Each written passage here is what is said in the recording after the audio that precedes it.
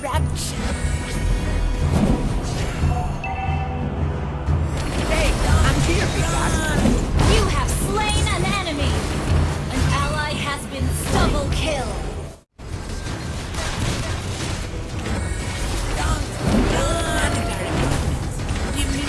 Legendary! Turtle resurrecting soon. Our turret has been destroyed.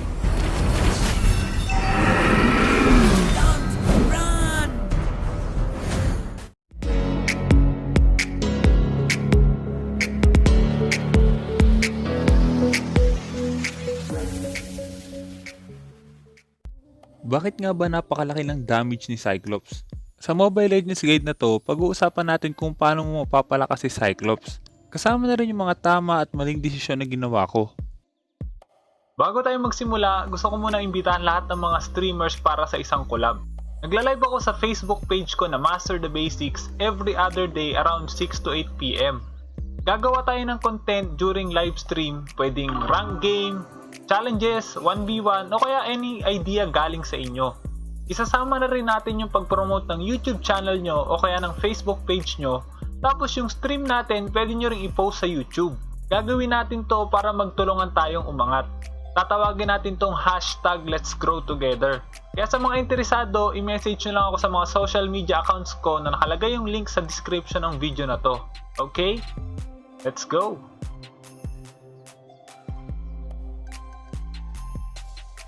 Sa laro na to, ito yung gamit kong emblem. Mage emblem, tapos cooldown reduction, magic pen, tsaka mystery shop. Importante yung cooldown reduction kay Cyclops para magamit mo nang magamit yung mga skills niya. Pagdating naman sa spell, dahil medyo maraming crowd control yung kalaban namin, kaya mas pinili ko mag-purify. Pero possible pa rin naman mag-flicker ka kapag konti lang yung crowd control. Sa laro na to, plano ko mag-Cyclops support. Pero dahil nag-pick ng Nana yung kakampi namin, kaya no choice ako, kailangan ko mag-mid lane. Kaya gagawa na lang ako ng Cyclops Guide Part 2 para naman sa pagiging support ni Cyclops. Sa laro na to, gagawin lang natin yung basic rotation ng mid lane kapag 1-2-2 yung lineup. Clear mid, Lito, Blue, tapos clear mid, Jungle Creeps, clear mid, tapos Crab. At dahil hindi na tayo kukuha ng red buff, makikita nyo yung magiging advantage at disadvantage nun. Pagdating naman sa skills ni Cyclops, ang passive niya, tuwing tumatama yung mga skills niya, nababawasan yung cooldown ng lahat ng skills. Kaya ibig sabihin, kung mas mataas yung cooldown reduction mo, mas mabilis mo magagamit yung mga skills, tapos mas mabilis din yun magko-cooldown. Pagdating naman sa first skill niya, magbabato siya ng 2 Stardust sa isang location. Magdidil yun ng damage sa lahat ng tatamaan. Ang second skill niya naman, kapag ginamit mo yon, mabibigyan siya ng additional 30% movement speed. Tapos magkakaroon ng 5 bilog sa kanya. Yung 5 bilog na yon, tatargetin yung mga kalaban. At dahil pinalakas yung skill na yon, kaya mas masakit yung magiging damage nyo sa kalaban. Pagdating naman sa laro na to, dahil nga 1-2-2 yung rotation na ginagawa natin, kaya wala tayong red buff. Tapos ngayon palang kukuha ng red buff yung Ling. Kaya ibig sabihin, mas mabilis natin makiklear yung mid lane. Karamihan sa mga funnel sa solo rank, bumabalik pa sila sa mid lane bago sila kumuha ng crab. Kaya minsan nauunahan sila ng kalaban. Sa sitwasyon na to, medyo mabilis nakabalik yung core nila sa mid lane dahil nga Ling yung hero. Maliban doon, sa bot lane namin sila magro-rotate. There is movement. Initiate retreat! Initiate retreat! Run! Hey, I'm here, big guy. An enemy has been slain! Kukunin lang natin yung crab dito, tapos babalik na tayo sa mid lane. Pagdating naman sa ultimate ni Cyclops, kung nakita nyo, kapag kinas nyo yun sa kalaban, hahabulin sila ng malaking bilog. Kapag tinamaan yung kalaban nun, hindi sila makakagalaw for 1 to 2 seconds, depende kung gaano sila kalayo. Pero yung damage is pareho pa rin. Kaya ibig sabihin, kahit malapit yung kalaban, pwede nyo nang gamitin agad yon para mahuli agad sila. Ngayon, fast forward muna natin sa mga boring na parts. Initiate retreat! Hey, I'm here, big guy.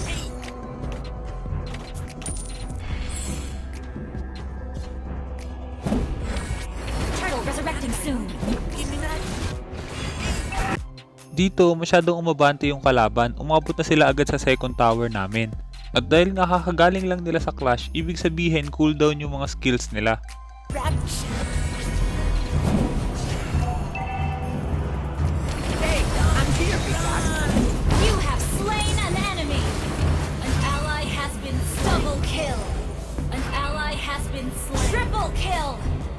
Kung napansin nyo doon, pwede nyo nang gamitin agad yung second skill bago pa man kayo makalapit sa kalaban. Para nagsisimula na yung cooldown nun tsaka mabigyan kayo ng movement speed. Pero kailangan nyo tandaan kung merong minions o kaya jungle creeps na malapit sa inyo, matatarget din nyo ng second skill nyo. Kaya hanggat maaari kung gusto mong mang-burst ng kalaban, dapat mapatama mo yung second skill na yon. Dito, ginamit ko yung ultimate ko sa jungle creeps. Ang mali ko pa, masyado akong umabante. Hindi ko rin in-expect yung flicker dito.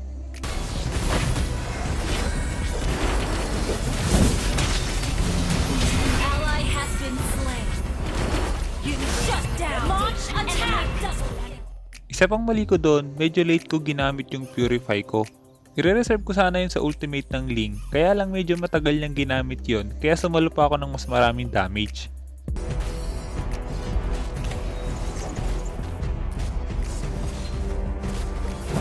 Request backup. Request backup. Launch attack. Run!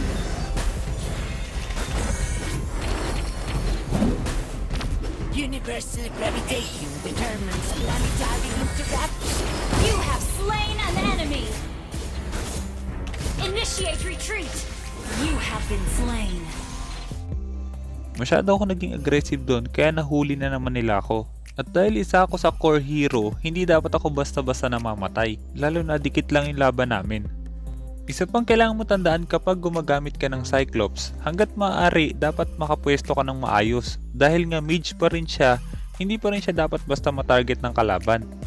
Maliban doon, isa si Cyclops sa pinakamagandang humuli sa mga core hero ng kalaban. Dahil nga sa malayo yung range nun, tapos malaki yung burst damage, tapos kaya mag-hold sa kalaban, kaya maganda mai-target nyo agad yung sa mga core heroes.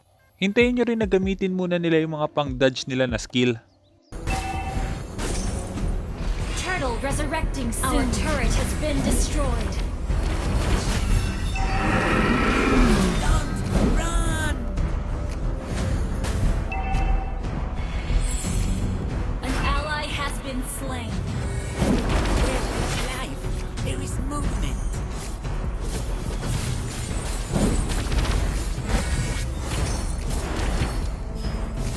Planetary movement. Give me magic. Request backup. Request backup. Our turret has been destroyed. An ally has been slain. Our turret is under attack. Bago natin ituloy yung video, gusto ko munang i-shoutout sina Jason Yabut 31, Mark Kim at Vin Cervantes. Kung sinong unang tatlong magko-comment sa bawat video, siya ang i-shoutout ko next video. Kaya kung hindi ka pa nakasubscribe, hit mo na yung subscribe pati yung notification bell. Enemy double kill. An ally has been slain. You have slain an enemy. Double kill. Triple kill. Kung napansin nyo doon, napaka-importante ng positioning kay Cyclops. At dahil nanalo kami sa teamfight na yon, dapat kumuha na kami ng objective. Pagdating naman sa item build niya, ito yung item build na tingin kong bagay kay Cyclops kapag core hero siya. Importante din sa kanya yung magic lifesteal para mas lalo siyang tumagal sa laban. Tapos pwede nyo palitan yung huling item depende sa sitwasyon. Pero kung gagawin yung support si Cyclops, mag-iiba yung item build nyo.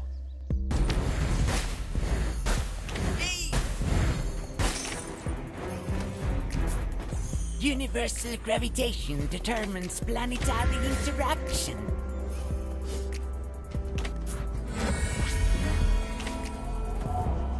Launch attack.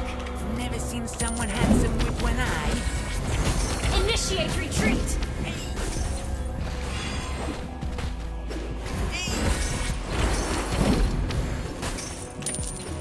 Yes, Cyclops is an astronomer.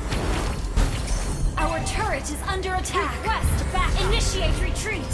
Our turret has been destroyed. Request backup.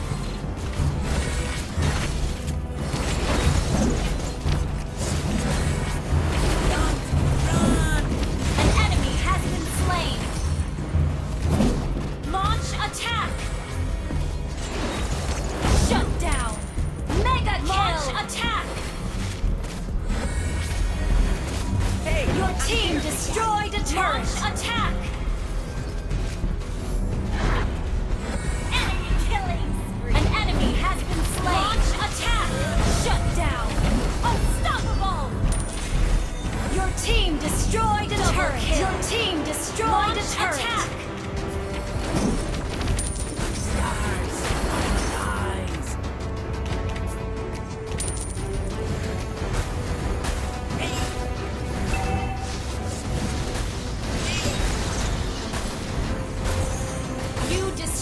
the turret! An ally has been slain! Killing spree! Lord resurrecting soon! Godlike! Double kill!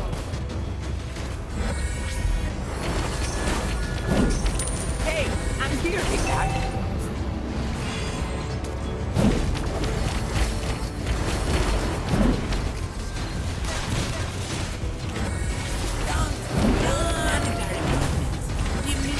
Legendary!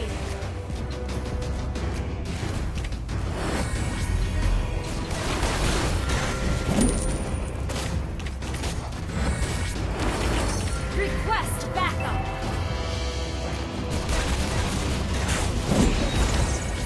Universal gravity returns. Planetary interaction. An ally has been slain. An ally has slain Lord!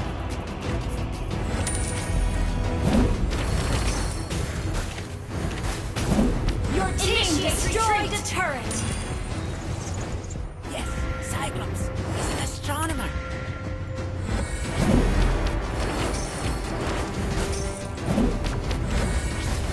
Launch attack! An ally has been slain. Shut down! Enemy double kill! Legendary! Initiate retreat! Your team destroyed a turret! Shut down! Universal Enemy gravity. rampage! Planetary An interaction. enemy has been slain!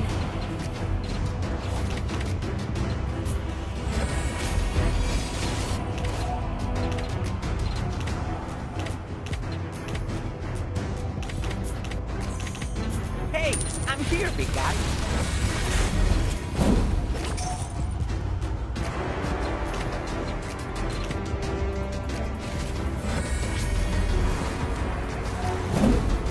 Planetary movement.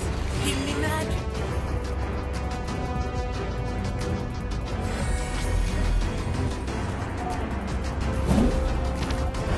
Yes, Cyclops is an astronomer.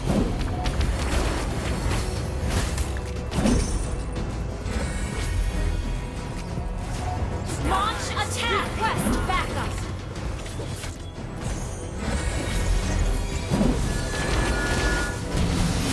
You have slain an enemy! An astronomer. An enemy has been slain! An enemy has been slain! Launch attack! Down! An enemy has been slain! Wiped out.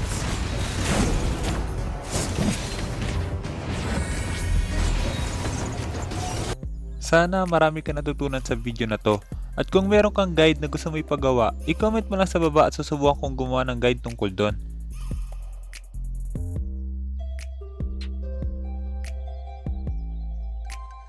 Kaya kung hindi ka pa nakasubscribe, hit mo na yung subscribe pati yung notification bell.